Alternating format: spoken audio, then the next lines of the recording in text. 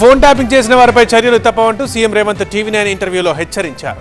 Phone tapping పై అసెంబ్లీలోనే ప్రకటన చేస్తానన్నారు. కాంగ్రెస్ పాలనలో పొలిటికల్ ట్యాపింగ్ ఉండదని, గత ప్రభుత్వం చేసిన తప్పును తాను చేయబోనని సీఎం తేల్చి చెప్పారు.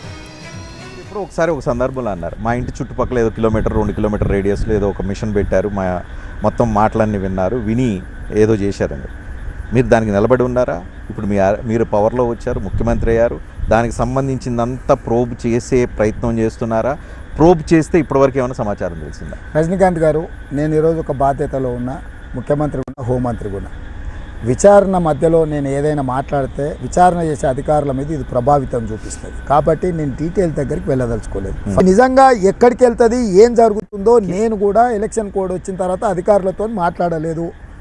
వాళ్ళు ఇచ్చే నివేదికను క్రోడీకరించి కంప్లీట్గా అసెంబ్లీలో యాజ్ ఎ చీఫ్ మినిస్టర్ నేను I will made A statement in assembly. ఎందుకంటే ప్రజలకు చెప్పాలి, ఇది చెప్తారా? 100% డీటెయిల్గా చెప్తాను.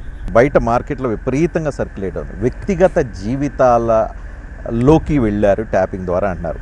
అది కరెక్టా కాదా? నేను అంతకుమించి ఎక్కువ తెలుసుకోవాలని కూడా అనుకుంటున్నాను. అసెంబ్లీలో అవకాశం ఉంది అని అధికారులు అంటున్నారు. అది ఏ మేరకు సమాచారం ఉంది, ఏ మేరకు వాళ్ళు నిర్ధారించిందో నేను కూడా దాన్ని అసర్టైన్ చేసుకోవాలి, అంటే నేను కూడా నిర్ధారించుకోవాలి. సో అల్టిమేట్ బెనిఫిషియర్ ఎవరికి ఆదేశాలు ఇచ్చిండ్రు, ఎవరి నెంబర్లు ఇచ్చిండ్రు, ఎవరు ఆ ట్యాపింగ్ చేసి ఆ సమాచారం ఎవరికి ఇచ్చిండ్రు అనే దాన్ని బట్టి ఎవరెవరు ఇందులో కుట్రదారులు ఎవరు, పాత్రదారులు ఎవరు, సూత్రధారులు ఎవరు అనేది అప్పుడు నిర్ధారణ అవుతుంది. ఇవాళ రేపు ఏ ఫోన్లో ఎవరు మాట్లాడుతున్నారో, ఎవరు వింటుండ్రో, ఎవరు రికార్డ్ చేస్తున్నారో, ఇదే అవకాశం మీకే ఉంది, వేరే వాళ్ళకి ఎవరికి లేదు. నేను అట్లా తప్పే చేయదలుచుకోలేదు. వాళ్ళు చేసిన తప్పు నేను చేస్తే వాళ్ళకి నాకు తేడా ఏముంది?